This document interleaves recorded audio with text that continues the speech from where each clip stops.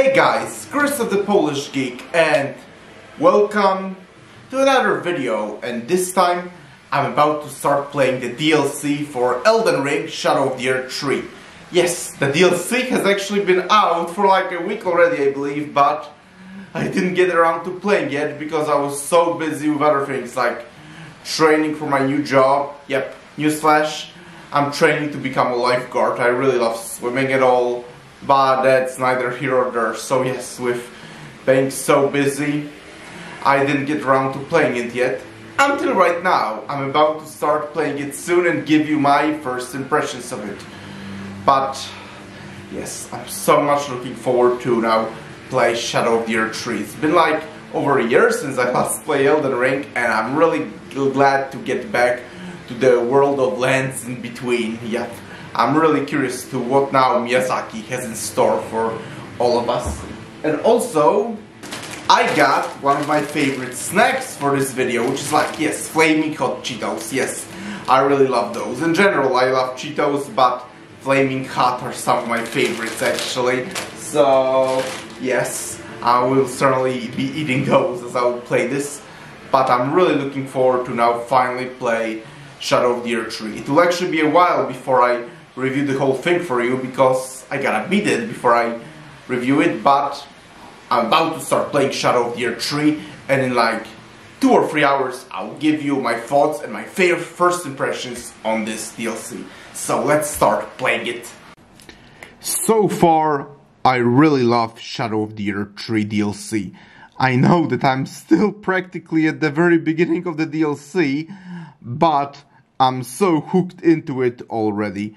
I do love the new areas, for example, and the first one is the graveyard, and it is the same one that we've actually seen from the very first picture of the DLC, and I really love that. Objectively, this new world feels even darker and dangerous than the world in the base game, and I really love it, and I want to know and explore more already. I already bet there are far more awesome and darker areas awaiting for me as I'm going to be playing this. And I also really love the expansion of the lore. I mean, I already very much love the lore of Elden Ring, the base game, but now it seems they are very much going to expand on that awesome lore. And I already learned some more information about Miquella, which I'm very curious about. I'm really curious to find out even more information about him, especially that I know this DLC strongly revolves around him, actually. And I'm also very curious to simply learn about the whole lore of Elden Ring even more.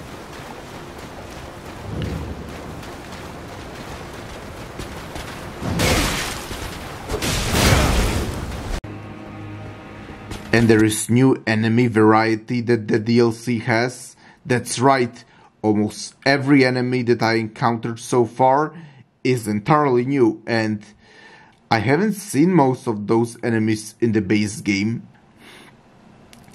And they are actually all very hard and challenging, much harder than the enemies from the base game. And yes, the DLC is pretty hard, typical from software, but I believe that if you try hard, you can do it. That's what From Software games are very much about.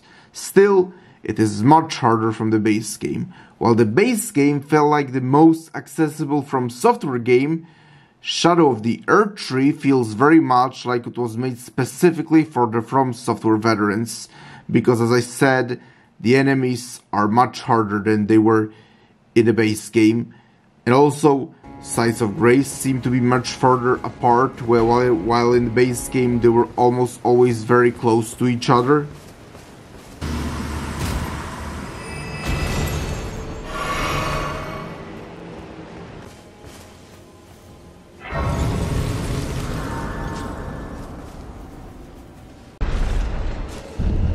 I also already fought few bosses in Shadow of the Erdtree.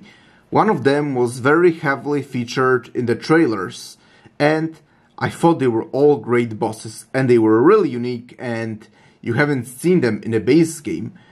They were insanely difficult too, and I heard that bosses only get harder actually, but I'll be honest, that kinda makes me nervous actually, because those few bosses that I fought already were already really difficult. Some of the really hard bosses among the From Software games. It might take a lot to beat this DLC, but I have faith that I will make it through. Like, all of those bosses I fought were really amazing, and they were entirely new. Yes, as I just said, they were insanely difficult, but still, they were amazing. And I really hope that the trend of repeating bosses won't continue into this DLC.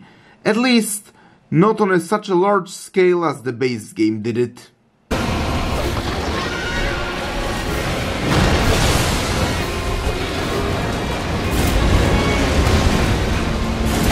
I really love so far Elden Ring Shadow of the Erdtree, and I'm so excited to play more of it.